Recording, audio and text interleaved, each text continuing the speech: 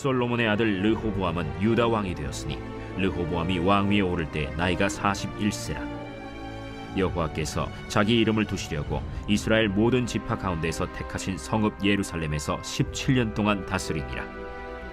그의 어머니의 이름은 나아마요 암몬 사람이더라.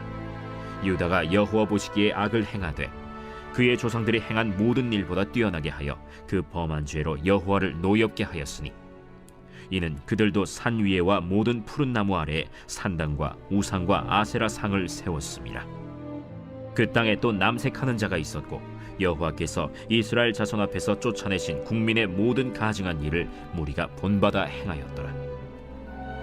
르호보암 왕 제5년에 애굽의 왕 시삭이 올라와서 예루살렘을 치고 여호와의 성전의 보물과 왕궁의 보물을 모두 빼앗고 또 솔로몬이 만든 금방패를 다 빼앗은지라. 르호보암 왕이 그 대신 노스로 방패를 만들어 왕궁 문을 지키는 시위대 대장의 손에 맡기매 왕이 여호와의 성전에 들어갈 때마다 시위하는 자가 그 방패를 들고 갔다가 시위소로 도로 가져갔더라. 르호보암의 남은 사적과 그가 행한 모든 일은 유다 왕 역대 지략에 기록되지 아니하였느냐. 르호보암과 여로보암 사이에 항상 전쟁이 있습니다.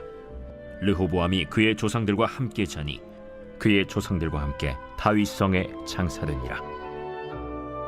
그의 어머니의 이름은 나아마요 암몬 사람이더라. 그의 아들 아비암이 대신하여 왕이 되니라.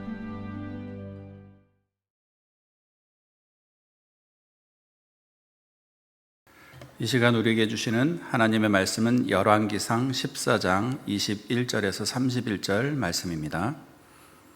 말씀의 제목은 거룩하게입니다. 남유다와 북이스라엘은 통일된 왕국이었지만 분열이 되게 됩니다. 남쪽은 르호보암이, 북쪽은 여로보암이 다스리게 됩니다. 여로보암은 북이스라엘의 종교적 구심점을 만들기 위해서 새로운 종교 정책을 시행했지만 이것이 이스라엘 전체를 우상 숭배의 길로 몰아넣는 원인이 되었습니다. 성경은 남유다에도 배교와 우상 숭배가 이미 암세포처럼 번져 있음을 알려주고 있습니다. 북이스라엘의 우상 숭배가 지도자의 정책 때문이었다면 남유다의 우상 숭배는 이미 문화로 자리 잡고 있었으며 그 우상 숭배 문화의 진원지가 왕궁임을 고발하고 있습니다. 21절을 보면 르호보암은 41세에 유다의 왕이 되어 예루살렘에서 17년 동안 다스렸고 그의 어머니의 이름은 나아마였습니다. 암몬 사람이라고 성경은 증거합니다. 그런데 우리는 본문에서 특이한 사실을 발견할 수가 있습니다. 다른 왕들을 소개할 때는 찾아볼 수 없었던 내용이 있는데 곧 예루살렘에 대한 소개입니다. 여호와께서 자기 이름을 두시려고 이스라엘 모든 지파 가운데서 택하신 성읍이라고 매우 길게 소개하고 있습니다. 예루살렘을 이처럼 길게 설명하고 있는 이유는 단 한마디로 예루살렘은 거룩한 도성이어야 했기 때문입니다. 예루살렘은 하나님의 이름을 위해서 하나님이 택하신 성읍 곧 이스라엘 신앙의 중심지였습니다. 하나님께서 하나님의 이름을 위하여 예루살렘을 택하시고 그리고 솔로몬을 통해 그곳에 성전을 짓게 하셨습니다. 그리고 그 성전은 하나님의 백성들이 기도할 때 간구를 들어주시는 장소였습니다. 예루살렘 성전이 있다는 이유만으로 거룩한 것이 아니라 하나님께서 그곳에서 이스라엘 백성들과 교제하시고 그들의 기도를 들으시며 응답하셨기 때문에 그곳에 하나님의 임재가 있기 때문에 그곳은 거룩한 곳이었습니다. 그런데 바로 그 예루살렘에 우상 숭배가 창궐하기 시작했다고 성경은 증거하고 있습니다.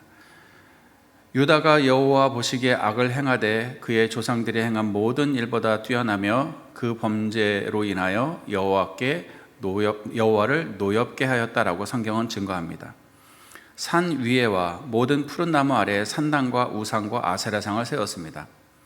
유다 백성들은 여호와 보시기에 악을 행했다고 하는 것은 르호보암의 우상 숭배를 본받았기 때문입니다.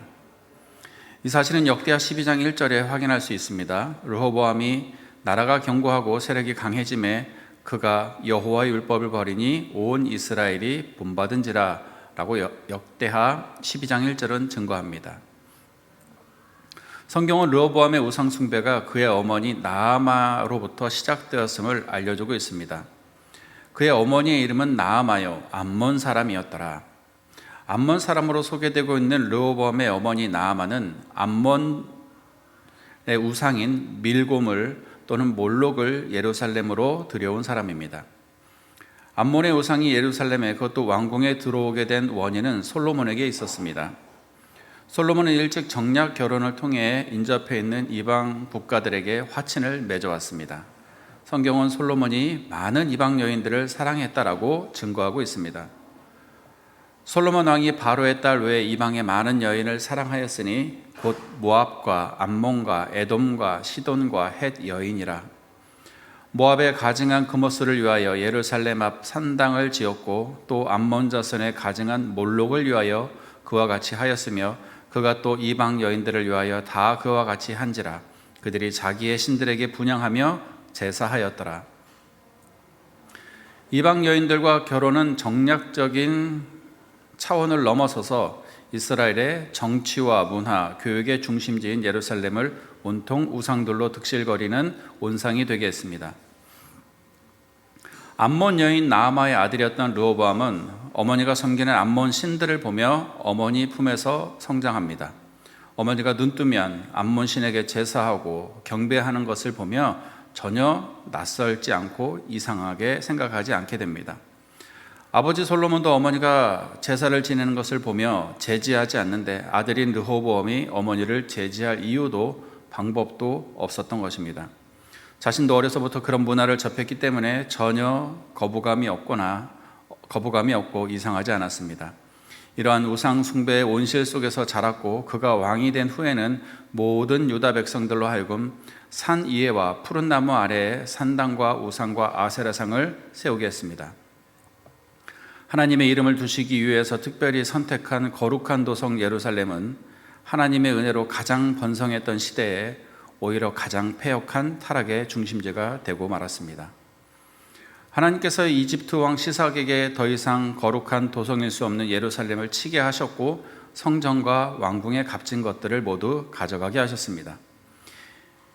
이집트는 솔로몬이 왕이 된 후 첫 번째 결혼이 바로의 딸일 정도로 공을 많이 들인 나라입니다. 그런데 솔로몬이 죽자 가장 먼저 침략한 나라가 이집트입니다. 여러 가지 이유가 있겠지만 가장 큰 이유는 애굽 공주가 낳은 아들이 왕이 되지 않았기 때문입니다.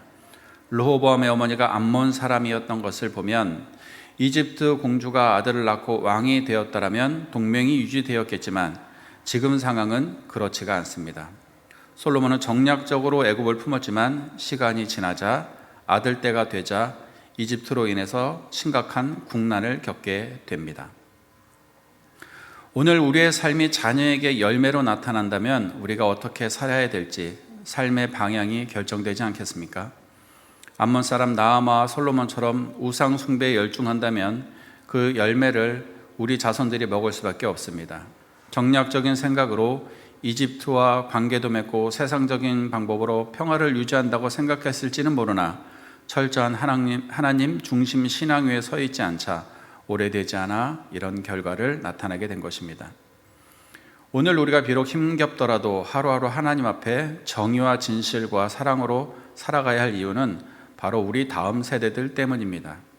오늘 하루의 우리 믿음이 다음 세대의 신앙을 좌우한다는 것을 기억하시고 주님께서 기뻐하시고 거룩하고 구별된 하루를 살아가시기를, 그리고 하나님의 백성들이 되시기를 주님의 이름으로 부탁드리겠습니다.